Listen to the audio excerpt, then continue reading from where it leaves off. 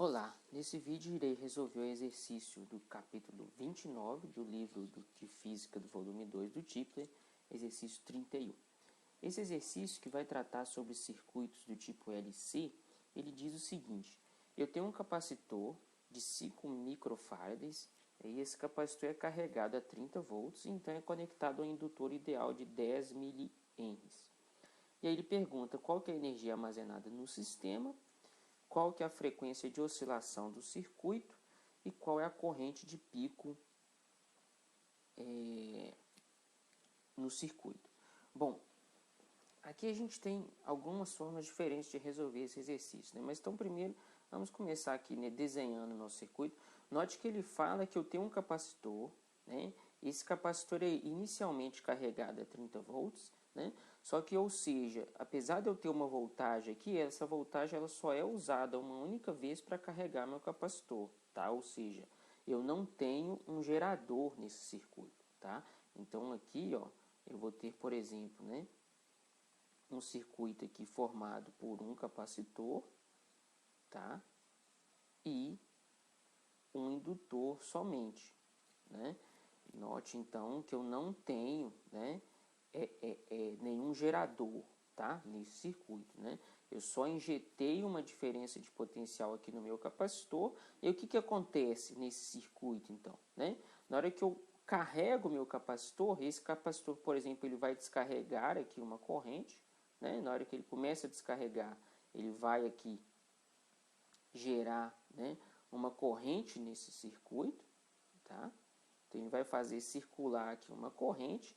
Essa corrente, né, como o meu capacitor ele vai descarregando, né, essa corrente vai ser uma corrente variável, tá? Agora, na hora que essa corrente variável passa para o meu indutor, o que acontece? Né? A lei de Lenz, né, lei de indução de Faraday, fala que se eu passo uma corrente variável em uma bobina, né, o indutor basicamente é uma bobina, né, na hora que eu passo uma corrente variável nessa bobina, eu vou induzir a formação de uma corrente, né, inversa. Né? Eu vou induzir a formação de uma corrente contrária aqui. Tá? Ou seja, né, eu vou fazer aparecer uma segunda corrente aqui, tá? No sentido contrário, né? Ou seja, eu descarrego totalmente o meu capacitor, só que na hora que ele descarrega, né, então ele vai fazer passar uma corrente, por exemplo, aqui no sentido horário, só que aí o meu indutor vai fazer gerar uma corrente no sentido inverso, né? Essa corrente ela volta então a carregar meu capacitor, só que agora ela carrega no sentido ao contrário, né? E aí então depois eu vou gerar agora no segundo passo, né? Eu vou gerar uma corrente, meu capacitor descarrega, gera uma corrente agora no sentido anti-horário aqui, passa no indutor, né? Ou seja, se a gente for olhar isso, como eu tenho tanto um indutor ideal, né, e um capacitor que também é ideal, ou seja, eu não tenho perda de energia, né, não tenho resistência nesses elementos, tá? Ou seja, eu não vou perder energia, não vou perder corrente nesse caminho, tá? A gente vai supor que esse fio também é um fio ideal, né, onde não oferece nenhum tipo de resistência, ok? Eu vou ter uma corrente que vai ficar aprisionada aqui, né, e vai ficar oscilando, né, para sempre, né? Isso então, esse circuito do tipo LC, ele vai ser o nosso análogo, por exemplo, do nosso oscilador massa mole ideal, né? Onde eu tenho, por exemplo, um sistema que vai ficar oscilando para sempre, tá? Bom, então essa é a ideia, né? Então a primeira coisa que ele pede é a energia, né? Então, inclusive eu já comecei a falar aqui, né? Primeira coisa, esse sistema, né, ele é um sistema ideal, ou seja, eu não tenho nenhuma perda de energia, tá? Ou seja, toda a energia que inicialmente foi armazenada no meu capacitor, tá? Ela vai ser transferida aqui, né? Vai ser o que a gente chama de energia aqui elétrica, tá? Ela vai ser transferida aqui para o meu indutor, a gente chama de energia magnética, tá? E aí eu vou ficar sempre trocando, né? Transferindo energia de um elemento para o outro, tá? E essa energia nunca muda, tá? Ou seja, a minha energia total desse sistema, né, ela vai ser igual à energia que é armazenada no capacitor que também é igual à energia armazenada no indutor, tá? Porque quando essa energia é máxima, a energia no capacitor vai ser mínima, tá? Que aí lembra lá, por exemplo, do nosso sistema massa-mola, né? Por exemplo, enquanto eu tenho a energia na mola máxima, né? A energia cinética ela é mínima, né? Enquanto a energia elástica é máxima, a energia cinética é mínima, tá? E aí quando a energia cinética é máxima, a energia da minha mola, né? Energia elástica lá, vai ser mínima, né? Então a gente vai trocando de forma com que a minha energia total também vai sempre ser mantida constante, tá? Bom, então aqui, né, eu teria basicamente duas formas de calcular a energia, né, total, né? Ou eu preciso saber a energia armazenada no capacitor e como que é dada essa energia, né? A energia armazenada de um capacitor a gente sabe que é 1/2 da capacitância vezes a queda de tensão no meu capacitor ao quadrado, tá?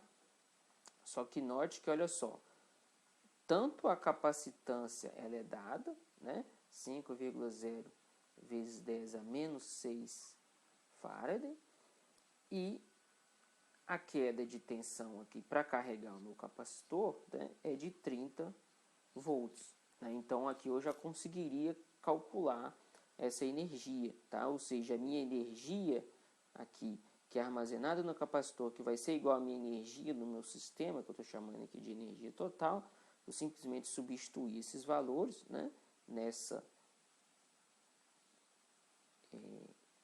expressão aqui, tá? Eu teria que a minha energia vai ser 0,00225 joules, tá?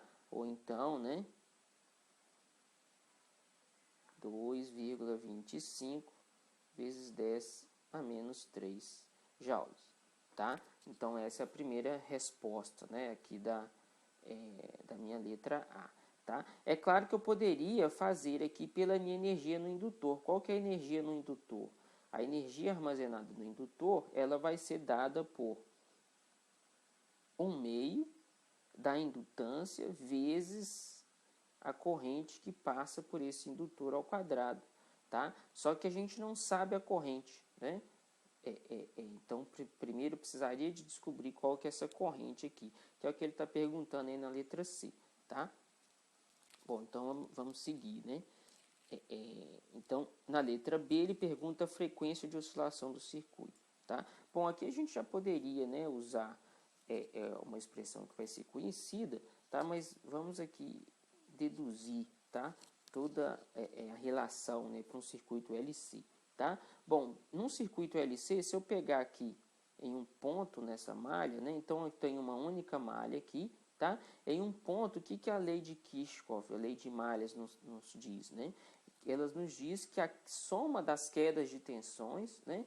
A soma de todas as quedas de tensões em um único ponto nessa malha aqui fechada tem que ser igual a zero, tá? Ou seja, a queda de tensão no capacitor mais a queda de tensão no indutor, ela precisa ser igual a zero, tá? E aí lembrando, né, como que eu escrevo a queda de tensão em um capacitor ou indutor, né? A queda de tensão no indutor, ela é dada pela indutância vezes a variação da corrente no tempo, enquanto que a queda de tensão no capacitor, ela é dada pela carga desse capacitor dividido pela capacitância, tá? Então, se eu for juntar essas duas expressões aqui, eu vou ter que a minha indutância, né, escrevendo assim, tá? A minha indutância vezes a variação da corrente no tempo, mais a carga dividido pela capacitância tem que ser igual a zero, tá? Aí dessa expressão eu tenho dois caminhos, né? Ou eu posso resolver, deixar essa equação toda em termos de carga, ou eu posso deixar essa equação toda em termos de corrente, tá? Eu vou deixar em termos de corrente, né? E lembrando que o que é corrente? Corrente, né, é igual à variação da carga no tempo, tá? Ou seja, ou eu posso aqui, né, escrever a corrente em função da derivada de carga, tá? Ou eu posso derivar essa expressão toda aqui e fazer ela toda em função da corrente, tá? Lembrando, né, se eu derivar mais uma vez aqui toda essa expressão, o que eu vou ter? Aqui eu vou ter a derivada segunda, né, da corrente vezes a derivada da carga, que é a corrente. Ou seja, se eu derivar essa expressão aqui em relação ao tempo, eu vou ter que a indutância vezes a derivada segunda da corrente em relação ao tempo, mais a derivada da carga em relação ao tempo, que é corrente, ou seja, vai dar corrente sobre capacitância, né? E isso tem que ser igual a zero. Então, note que agora eu vou ter uma equação diferencial aqui em termos da minha corrente, né? Uma equação de segunda ordem, né?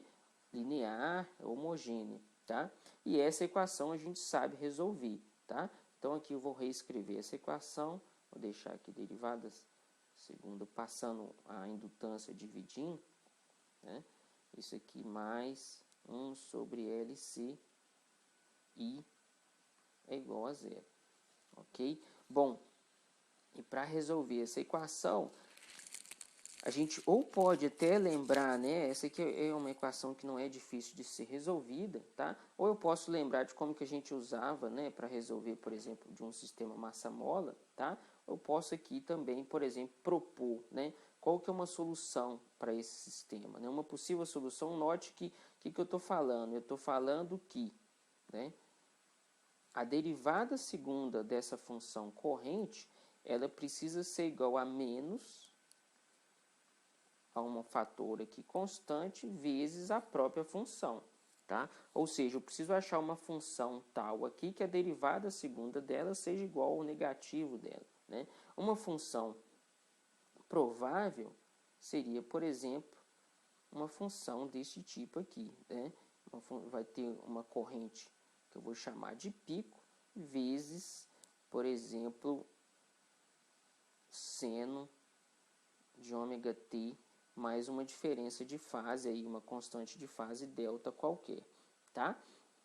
Esse aqui já seria uma função geral, né? Se eu derivar aqui essa expressão, né, e substituir essa expressão aqui nessa equação diferencial, eu vou ver que essa função ela vai ser solução dessa equação diferencial e mais ainda, eu vou ver que esse ômega aqui, que é o que a gente chama de frequência angular, tá? Ele obrigatoriamente teria que ser igual a 1 sobre raiz de LC, né? Ou seja, a frequência natural, vou até chamar aqui de ômega zero, tá? A frequência natural de oscilação de um circuito LC ideal, ele é dado, frequência angular, né? É dado sobre 1 sobre raiz de LC, indutância vezes a capacitância, né? Lá no nosso sistema massa-mola, lembra que aqui que multiplicava, né? Eu tinha, por exemplo, derivada segunda de x no tempo, mais K sobre M x, né? E aí a frequência natural de oscilação era a raiz de K sobre M, né? Ou seja, é a raiz quadrada do termo que multiplica aqui a minha função, tá? Então aqui é a mesma coisa. Só estou resolvendo aqui a equação diferencial como um todo, tá? Resolvendo de uma forma rápida aí, tá? Ou seja, a frequência natural de oscilação, angular de oscilação desse sistema é dado por essa expressão, tá? Aí aqui, só que aqui isso é frequência angular. Eu preciso lembrar que frequência angular é 2π vezes a frequência linear, né? Ou a frequência de oscilação, que é o que ele está pedindo, tá? Ou seja, né, a frequência natural de oscilação desse sistema vai ser 1 sobre 2π vezes 1 sobre raiz de LC, tá? Só que agora, note que o problema está resolvido, porque a indutância foi dada, o valor de L foi dado, né? Olha só, subindo aqui, o valor de L foi dado, 10 milihenries, né? e a capacitância também foi dada, que é 5 microfarad, tá? Ou seja, se eu substituir esses valores aqui, tá? Eu vou encontrar que a minha frequência natural de oscilação desse sistema vai ser igual a 712 Hz, tá? Note que eu estou falando em frequência, que é o que a gente chama de F, ok? Que é a frequência natural, aí, frequência linear, tá? E isso tem unidade de Hertz, né? Se eu estivesse calculando frequência angular, isso teria a unidade de radiano por segundo, ok? Então, são duas grandezas aí que diferem por um fator de 2π, tá? Então, essa aí é a minha solução da letra B, tá? E aí, por fim, na letra C, ele pergunta aí qual que é a corrente de pico no circuito, tá? Então, de novo, a gente tem duas formas, né? A forma aí mais rápida, que é o que eu já comecei, né? Eu poderia simplesmente, então, sabendo da energia magnética, que é dada por 1/2 da indutância vezes a corrente ao quadrado, né? Como eu já sei a energia que foi calculada na letra A, eu sei a indutância, eu consigo achar essa corrente, tá? E aí a gente vai descobrir que essa corrente, ela vai ser dada, ela vale 0,67 amperes, tá? E aí uma outra forma de fazer isso, tá? Só para a gente aproveitar e revisar aí um pouco. Então lembra que, né, a solução dessa equação diferencial, ou seja, né, para um circuito do tipo LC, a minha corrente ela vai oscilar, seguindo aqui o movimento harmônico, né? Ela vai ter um valor de pico vezes uma função qualquer aí do tipo oscilatória, né? Seno de ômega-t mais uma constante de fase qualquer aí, tá? E aí, né, se eu quisesse converter, se eu tivesse feito isso em função da carga, né? Então vamos lembrar que a corrente é dada pela variação da carga no tempo, tá? Ou seja, a carga, como que eu expresso a carga, né? A carga seria a integral dessa função corrente no tempo, ok? Então, se eu for integrar esta função aqui, que é a minha solução, eu tenho que a função carga, né, ela vai ser menos corrente de pico dividido por ômega vezes cosseno de ômega t mais delta, tá? Então, essa aqui é a minha expressão para a carga, né? E aí a gente pode falar, note que aparece, né, um sinal negativo, tá? Ou seja, o que isso quer dizer, né? Que eu tenho uma diferença de fase aí entre a corrente e a carga, né? Tá? Então, a gente poderia reescrever isso tudo em função de seno, por exemplo, né? Então, a gente teria aí uma forma um pouco mais fácil de enxergar, tá? Mas aqui eu não vou precisar de entrar nesse detalhe, né? Então, eu vou reescrever aqui a minha carga como sendo um valor de pico de carga, tá? Eu vou chamar aqui de QP, meu valor máximo de carga, ok? Vezes cosseno de ômega t mais delta, tá? Onde, né, em módulo, tá? O valor de pico, o valor máximo, né? Vou até deixar aqui o meu valor de pico, né? Ele vai ser igual a corrente de pico sobre ômega, ou seja, a minha corrente de pico nessa expressão aqui, tá? Vai ser igual a frequência angular vezes o valor de pico da carga, né? Só que a gente sabe que em um capacitor, né, lembra que, né, a queda de tensão